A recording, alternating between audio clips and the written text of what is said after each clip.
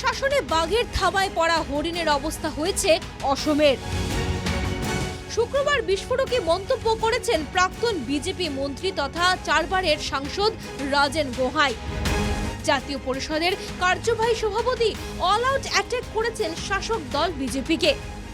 জঙ্গলত যেতিয়া এজাক বাঘে এজনী হৰিণা ধৰে, শিকাৰ কৰে আৰু সেই হৰিণাজনী মুহূৰ্ততে থানবান কৰি পেলাই, ছিঙি কামুৰি আজৰি ফাঁ ফাঁ কৰি পেলায়।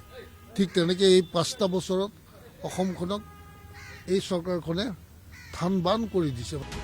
শুক্রবারই আনুষ্ঠানিকভাবে সম্পূর্ণ হয় অসম জাতীয় পরিষদ ও জাতীয় দলের মিলন অনুষ্ঠান। গুয়াহাটির পিডব্লিউডি প্রেক্ষাগৃহে আয়োজিত এই মিলন অনুষ্ঠানে অংশ নিয়ে শাসক দলের বিরুদ্ধে বিষোদ্গার করেন দুই দলের নেতারা। এই জাতিটোক ধ্বংস কৰিছে হিমন্ত বিশ্ব শৰ্মা এণ্ড কোম্পানী, অমিত শ্বাহ, নৰেন্দ্ৰ মোদীয়ে। যিখন সমাজত বাস কৰিছোঁ তাত শ্বাসৰুদ্ধ অৱস্থা, শাসনৰ নামত এটা কুৎসিত শাসন ব্যৱস্থা।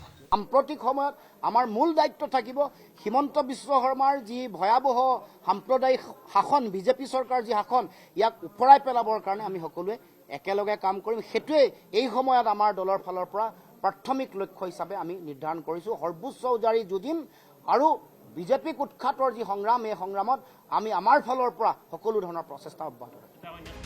অসম জাতীয় পরিষদের শীর্ষ নেতৃত্বকে দলীয় পতাকা অর্পণ করে সেই দলে নিজেদের সামিল হওয়ার কথা ঘোষণা করে অজিত ভুঁইয়ার জাতীয় দল।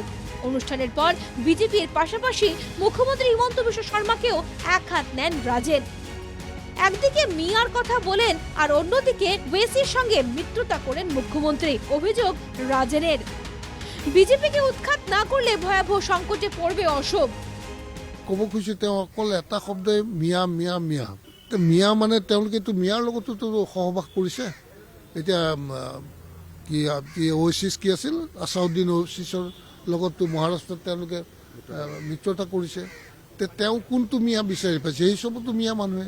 নিৰ্বাচনত ৰাইজে বহুত ভাবি চিন্তি যদি সিদ্ধান্ত লৈ এইখন চৰকাৰ মানে ক্ষমতাচ্যুত নকৰে, তেতিয়াহ'লে অসম অন্ধকাৰ, গভীর অন্ধকার ডুব যাবগে, তাত কোনো সন্দেহ নাই। এদিকে হিতাধিকারী প্রকল্প নিয়ে অজিত ভুঁইয়ার দাবি, রাজ্যের সাধারণ মানুষের টাকা, তাই মানুষেরই মনে রাখা উচিত এটা।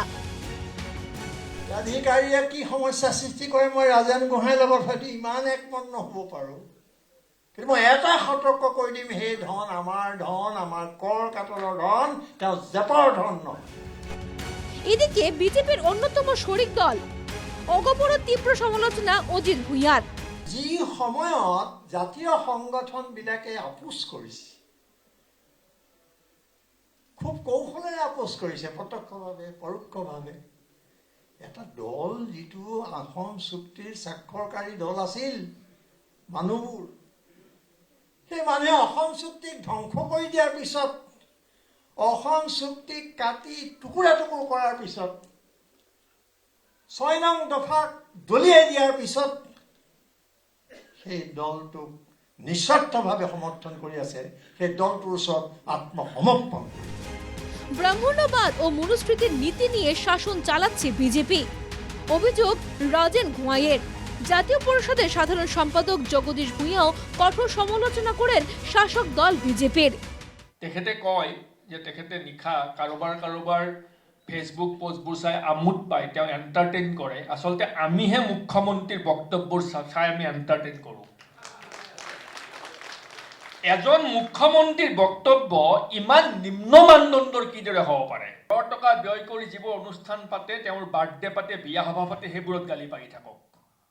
কিন্তু চৰকাৰী টকা, আমাৰ ধন, আমাৰ কৰৰ পৰা লোৱা টকা ব্যয় কৰি চৰকাৰী অনুষ্ঠান পাতিব, তাত ব্যক্তিগতভাৱে কাৰোবাক আক্ৰমণ কৰিব, ৰাজনৈতিক গালি পাৰিব, সেইটো কোনো কাৰণতে গ্ৰহণযোগ্য হ'ব নোৱাৰে। এখানেই শেষ নয়, বিজেপির বহু পুরনো সদস্য দল ত্যাগের জন্য এক পায়ে খাড়া বলেও জানান একসময়ের বিজেপির হেভিওয়েট নেতা Rajen. Bureau report, NKTV Bangla.